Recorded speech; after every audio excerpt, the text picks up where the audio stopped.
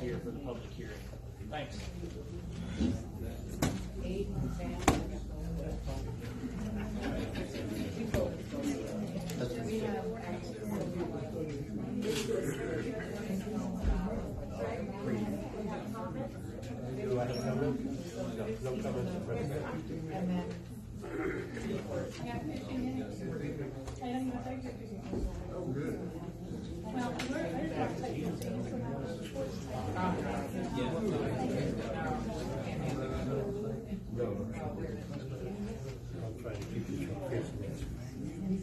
You all say?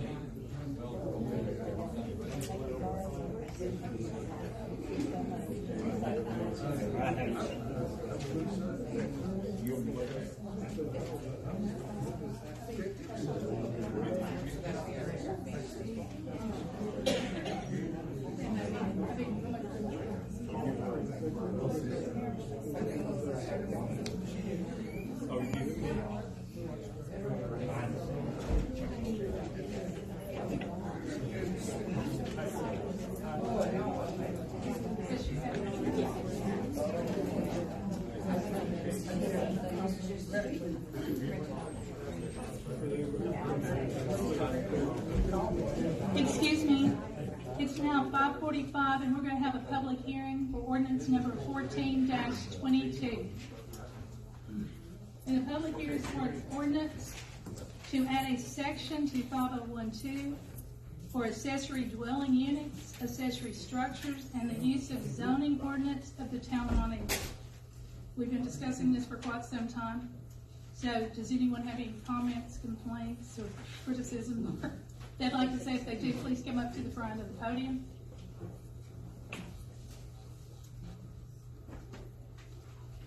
Council? Karen? Jessica? Thomas? Nick? Well, I mean, I think there's some conversation with folks in Cooley's Rift about how this might impact them. Are there some folks in Cooley's Rift who want to talk about that? There are some folks? Okay, yeah.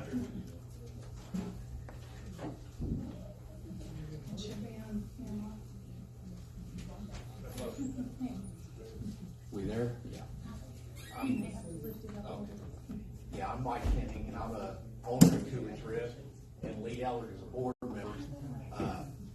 Really, the only conflicts we have with our Second Amendment is the 700 square foot. That's our minimum and your maximum. And then our other question were the separate meters, that requirement. We've not been requiring separate meters, and of course, it would have to be, if we followed both your rule and our rule, it would have to be exactly 700 square feet. Technically. One of the things we're planning on doing tonight, we were going to have the public hearing, but since the issue came up and some information was sent from Cooley's and the HOAs and gated communities, I spoke with Mayor-elect Greg Malou and with the council, and Greg, correct me if I'm wrong, we've agreed that we're going to defer the second reading of this so that amendment can be done before that the second reading is done in December. So they will deal with that in December if that's okay with you all. Yeah. And that can be done. I know Greg said tonight he would contact Anya about it, and it can be, that amendment can be made for gated communities. Because I think currently you are the only one, but there might be more later that have HOAs. Right. So. Yeah, we just want to try to do the right thing, not get cross-eyed with anybody's rules and regulations, if possible. So for the benefit of the folks here, can y'all tell people about the amendment that you proposed? I was actually going to pull it up. Yeah, our Second Amendment was recorded in Grundy and Franklin in the fall of 2016, and it allowed ADUs within our documents, which it's never really, I don't think, been allowed per the zoning codes of Monteagle. And fortunately, Cooley's Rift, we've only had a couple that have occurred in the time frame I've been there since fall of 16. So we're in a good spot in that nothing has really happened. But as the future growth does happen, we've noticed a younger buyer that is, wanting to have an accessory dwelling unit that they can use for short-term rental, to kind of pay the bills on the home.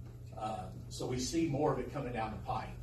And, we were hoping, I don't know if grandfathered in is the correct term, but thinking that if our Second Amendment could stand as it is, really the only conflict is, core conflict would be the 700 square foot. Everything else, we can go along with the lot placement of the ADU, and really that was the main conflict, without having to amend an amendment. And then we get into a 75% approval, and it gets a lot more complex to, go to a smaller. Did you have a maximum number? Square footage? No. And, so we're open to that discussion. We want to fit in and do the right thing, but at the same time, a lot of owners have bought with a preconceived notion of what they should be allowed to do or could do. So the way our ordinance is currently written, that the maximum square footage, even if we were to set aside the 700 square foot that's currently sitting in our ordinance, there would still be a maximum square footage based on lot size and the size of the primary dwelling. Is that something that y'all could work with? Because I think that gets to the spirit of what an accessory dwelling unit is, right? Yes, It's not another because- house on the same lot. Even our main dwellings currently are subject to that kind of restriction. Okay. You can't put a 4,000 square foot house on a 6,000 square foot lot, for instance, So we've got it, I think it's 10% of the lot area. We've got a pretty strict limitation on how big of a house you can build, or how small of a lot. And so I think we'd be okay with applying the ADUs as well, or something similar. Yeah, I think we can just sit down and figure it out. Yes. Right, and these are pretty big lots. Most of them are well big enough to handle a sizable house. And most of the ADUs that are being thought about, or that we hear really right now, people are having conversations, but they haven't made formal applications. They're not much bigger than 700, to be honest with you. Most of them are falling into that range, maybe 700 to 1,000, but not less than 700. So I don't know. I think we can discuss it and figure it out. I don't see why we wouldn't be able to, really. No. Yeah. Your amendment, do they limit to one ADU? Yes. Per property? Yes, and you can also have a garage. So you could have the primary structure, the ADU, and then a standalone garage. But the garage is not supposed to also be a dwelling unit if you have a standalone. Yeah. So you wouldn't have 3 dwelling units, right? No, you would only have 2 dwelling units and a garage. That would be the max. So I'm not super familiar with the lot sizes in Cooley's Rift. Are there lots in there small enough that your 700 square foot maximum would force too large an ADU on too small a lot based on the way our ordinance is currently written? It could be not anything you know. Where Cooley's changed was, the current developer, they took the lake lots, of which there's 61 lake lots. They were 5-acre lake lots, and they quartered them. So a lot of those lake lots went from 5 acre to 1.25 acres, acre and a half, and those could present some issues. Those are the ones that are we'll just have to work through. And I think as long as we can come up with a reasonable target, then it'll just be up to us as a community that we'll have to enforce it, and that'll be, we may have to rewrite our amendment. I think we will, to be honest with you. And you're comfortable with all the deed restrictions that our ordinance puts into place that keeps those lots from being subdivided and become single-family residents?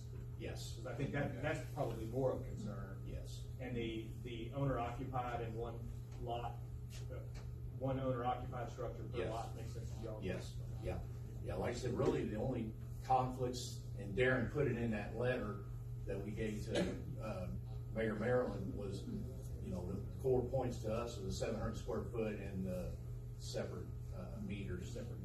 Yeah. I shared that with Greg today, so that's the reason we discussed is deferring in the actual second reading. So he could talk to Anya and he could actually discuss that with them and they could deal with it in December. I think that's You know, perfect, So yeah. if that works for you all, so Yes. you don't have to create amendments, because there may be Right. other gated communities, is what he and I discussed today. Right. So, We may not, right now, we may be the only one, but Yeah. that, yeah, looking towards the future. so he has that Yeah. information. That'd be perfect, thank you. Thanks. Does anyone else? I do have a question on that owner occupied lots and how you're going to, oversee that. One second, let me- So in Cooley's Rift, there is one family that owns and lives on one lot, but they are currently building two 1,200 square foot homes on another lot. They're not going to be living in either of those. So how are you controlling that? How are you going to oversee and keep somebody else from doing that? That sounds like a current zoning issue, if they're building two homes on one lot Yeah, they were given permission. by, They weren't supposed to be, but they were given permission to build two 1,200 square foot lots. When, By who? when was it given? Earl? how did that work, Earl? So you're not familiar with what's happening there? He's familiar, I he know, and I I had a know, conversation. I know Charles Shirley building two, happened to be two structures on the same lot. And good, bad, ugly, that was my fault, and I take full blame for that. Outside of that, I know nothing else.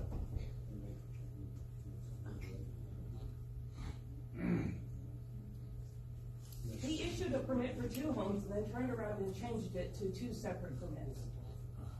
No, I'm not aware of it. I can show you the permits. I can show you where you crossed out for two homes and then issued a second permit for a single home. Well, I think what you're talking about, originally, he got a permit for two houses on the same permit. Yep. And then I come back to him, you can't do that, you'll have to have two permits. And that's where you have two permits, two structures, On the same lot. on the same lot. But that's what we're saying is not allowed. Well, time out, I told you already, it's my fault, I made a mistake, shoot me.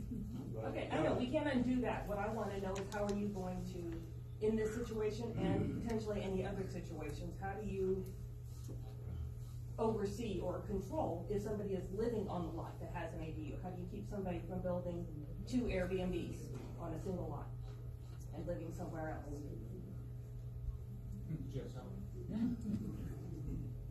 Well, I think that's gonna have to be controlled by the code enforcement. They're gonna have to drive around and actually look if somebody doesn't let them know that it's going on. You know, of course, Greg, do you have any suggestions here? I don't know, this will be your, but I mean, somebody's gonna have to watch or somebody's gonna have to notify that it's Yeah. happening. Just like building permits, Yeah. you know, you don't usually know there's not a building permit if somebody doesn't come and get one, or somebody's watching them, correct? You know, so. But if I might answer the topic a little bit more, it would seem to me that it would be much easier, the HOA to approve all building permits, and that way they could control over them. Once they're approved by the town of Monteagle, then it would go to the HOA, and that way, anything could be, you know, that they can have total control over. Well, I mean, it sounds like a mistake was made, and we all make mistakes, and so this is not a, But once the city approves it, then our HOA can't stop them. They've been given permission by the city to build. Anya's explained that to me. And once the city issues a permit, then they have a right to build. Well, maybe they need to propose it to the HOA before the permit's written. and if it's on a lot, they're still gonna be subject to the same, if this ADU ordinance were to pass, they'd still be subject to the same requirements that one of the residences, one of the living structures be owner occupied. Yeah, and that's what I'm wondering is how do you plan on leasing that? I know you probably don't have an answer to that right now, but it's something that you need to figure out is how are you going to police that? This is a unusual issue, but Yeah, I but think. it could happen again. Somebody else, you know, I live in Monteagle, let's say I buy another piece of property and I put a home and a ADU on it and turn them both into Airbnbs. How do you control other people from doing that? I think Marilyn's right, the codes enforcement officer plays a role in that. I also think that the rationale behind having owner occupied on one of the structures is to keep the keep the neighborhood quiet and to have sort of self-enforcement and self-policing. And I think if there's an issue surrounding that, it's gonna make itself apparent, and then because of the way the ordinance is written, the enforcement is clear. I think it's less clear, I don't think the codes enforcement officer needs to be knocking on everybody's door and asking them whether they live there full time, that's not their job. But I think there are mechanisms for that generally. Now, this sounds like a specific case that we probably should talk about in another forum and figure out how to come up with the best solution. Yeah, that one can't be undone so much. I'm just saying, in the future, this is an issue that could come up. Yes, and this owner-occupied requirement. That this group and whichever group needs to be aware of that this, putting the rules in there is not going to keep it from happening. It will happen. Well, that's one of the reasons Greg and I met today with the issues that have been sent to us. And of course, I'm sure he's noting now this as well. That'll be something they need to address with the new commissions. And I'm not putting words into your mouth, is that correct, sir? We're almost getting into the meeting time. I'm not trying to rush you. No, I just wanted to bring up the one Does point anyone and else just have make you anything? aware of the potentials of that. Does that work with you all? Okay. So, yeah. Okay, if there's no one else that has anything to say, do we have a motion to adjourn the public hearing? Okay, do we have a second? Second. All in favor? Okay,